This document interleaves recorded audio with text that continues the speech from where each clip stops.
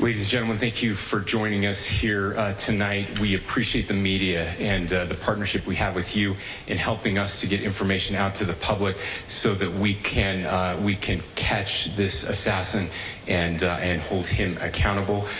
We are going to share a portion of a video and that we have of the suspect, as well as some new stills.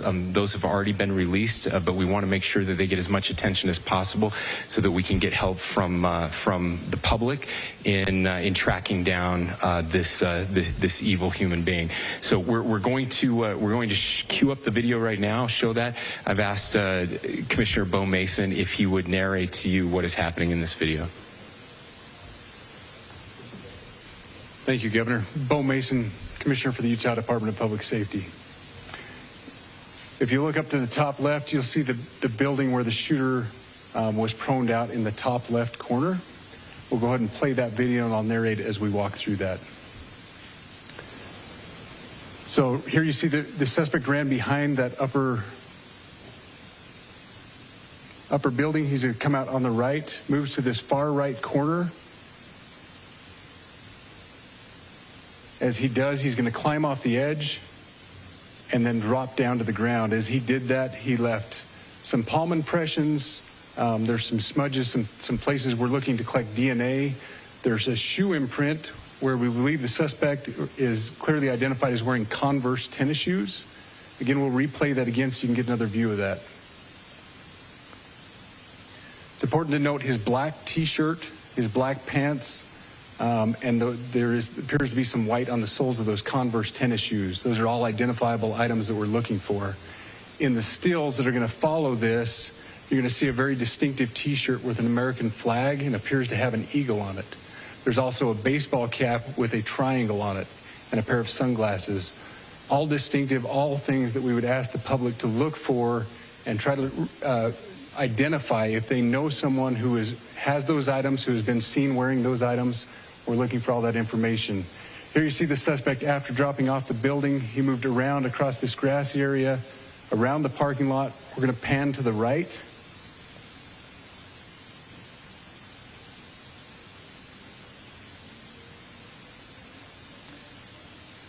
After he crosses the street, this is where he moves over into the wooded area. This is the video evidence that we utilize to track his movements and to locate that firearm in that wooded area following the discovery of this evidence. Good. You want to go to the stills? So here's the still photographs I mentioned. These have been enhanced, so these are slightly different than what we introduced earlier. Please pay close attention to the T-shirt. Like I said, very distinctive with that American flag and that eagle. The hat with the triangle and the sunglasses. If you'll go to the next picture, please. The backpack as well. All identifying features that we're hoping the public can help us identify and lead us to this suspect. Next picture. And again, there's a better picture of the hat with that triangle logo, and again, the T-shirt. Blue jeans, and you get a good look at those Converse tennis shoes as well. We have pushed these out. We'll continue to push these out. And we just ask for the public's cooperation through the public. The tips that have been coming in are what are giving us our next leads and enabling us to continue to further this investigation. We've had great cooperation from the public, and we're continuing to ask for that as we move forward. Thank you, and I'll turn the time back over to Governor Cox. Thank you so much, Commissioner Mason. I want to thank Director Patel and his team. It's great to have them on the ground with us tonight. We've had several briefings, and he's had an opportunity to walk the crime scene. We appreciate our local law enforcement here. Again, we have Mike Smith, who is the county sheriff here. We have all of our local chiefs of police that are here as well, all working hand in hand with the state and with the FBI as we move forward with this investigation. Now, I'll just give you a little warning. We will not be taking any questions at this time. We're giving you the latest information we have, being as transparent with everything that we have. But I do want to share a couple things that I think are important. We cannot do our job without the public's help right now. The public has answered our call for action. So far, we've received more than 7,000 leads and tips. I would just note that the FBI hasn't received this many digital media tips from the public since the Boston Marathon bombing. This case also highlights the dedication of our law enforcement community. We have 20 federal, state, and local law enforcement partners that are working shoulder to shoulder to find the person who committed this horrific crime. With their support, we've completed nearly 200 interviews. As you're aware, as has already been reported, the FBI is offering a $100,000 reward for information leading to the identification and arrest of the person responsible for the murder of Charlie Kirk. We also continue to implore the public to support this investigation and come forward with any information. We are truly hopeful that this video and new photos will lead to even more tips. We are processing. We have an incredible team, a state and federal team working together to process those tips.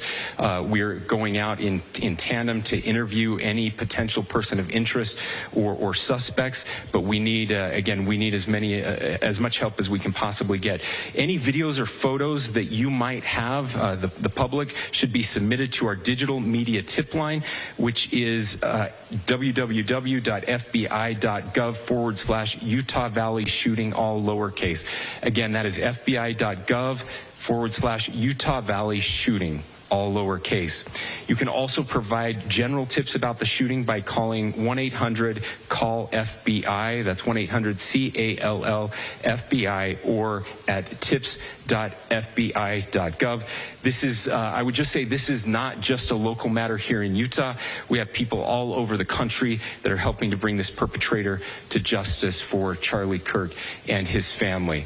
I will just add as well that, as was mentioned, there is a lot of forensic evidence that is being processed right now at both the state lab and the federal labs, federal lab on the East Coast. So we are working in tandem together. I would also just add a word of note for those people who are spending so much time on social media.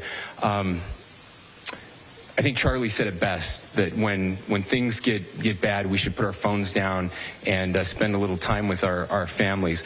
There is a tremendous amount of disinformation. We are tracking our team, the state team, and I'm sure the federal team as well. What we're seeing is our adversaries want violence. China, we have bots from Russia, China, all over the world that are trying to instill disinformation and encourage violence. I would encourage you to ignore those, to turn off those streams, and to spend a little more time with our families. We desperately need some healing. We'll have more to say about that in the days and weeks to come. More than anything, we are going to catch this person. Last thing I will just say is we've been working with our attorneys, getting everything that we need, affidavits ready, so that we can pursue the death penalty in this case, and that will happen here in the state of Utah. Again, to the public, to those who are grieving, thank you for your prayers. I know we are feeling those prayers. I know the Kirk family is feeling those prayers as well. We pray that God will bless our nation at this very dark time. We can start healing by finding this perpetrator and holding him accountable, and we need your help to do that. Thank you.